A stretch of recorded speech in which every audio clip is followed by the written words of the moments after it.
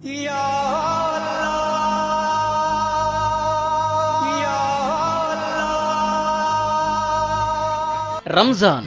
ముస్లింలకు పవిత్రమైన నెల.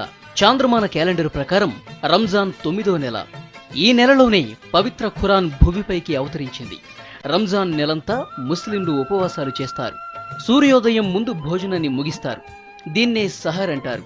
సూర్యాస్తమం తరువాత దీక్షను విరమిస్తారు. ఆహారాన్ని తీసుకుంటారు. దీన్నే ఇఫ్తార్ అంటారు. సూర్యోదయం నుంచి సూర్యాస్తమం వరకు అంటే దాదాపు 13 గంటల పాటు ఎలాంటి ఆహార పానీయాలు లేకుండా ఉపవాసం పాటిస్తారు.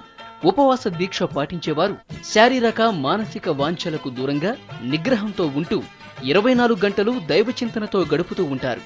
మనిషిలో దైవభీతి, దేవుడి పట్ల నమ్మకం మొదలైన మహత్తరమైన సుగుణాలను పెంపొందింప చేయటమే రంజాన్ ఉపవాస దీక్షల అసలు లక్ష్యం.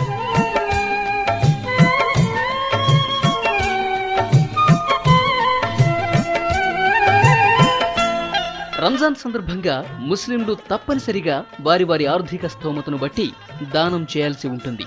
దీన్నే జకాత్ అంటారు. సంపన్నులైన ముస్లింలు తమ ఆదాయం నుంచి నిర్ణీత మొత్తాన్ని పేదలకు దానం చేయాల్సి ఉంటుంది.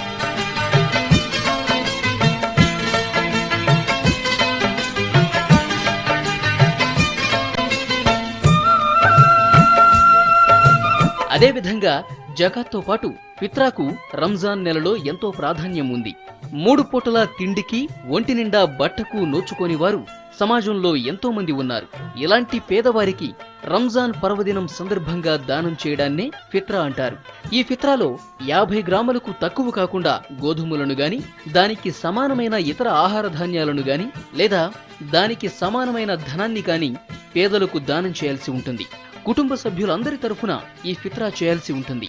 దీనివల్ల అన్ని పాపాలు తొలగిపోయి పుణ్యం దక్కుతుందని భావిస్తారు ముస్లింలు.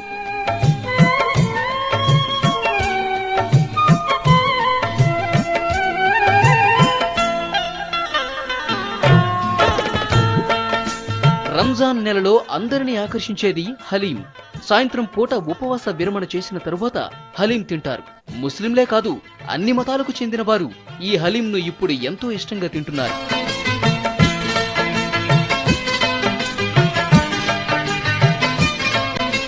రంజాన్ నెలలో చివరి వారమంతా షాపింగ్ కు గడిచిపోతుంది. పేదవారు కూడా తమకున్న దానిలో కొత్త బట్టలు, చెప్పులు కొనుక్కుంటారు. హైదరాబాద్ లో అయితే రంజాన్ సందడి ఎక్కువగా ఉంటుంది. రంజాన్ షాపింగ్ తో రాత్రి వేళల్లో హైదరాబాద్ నగరం కళకళలాడుతుంటుంది.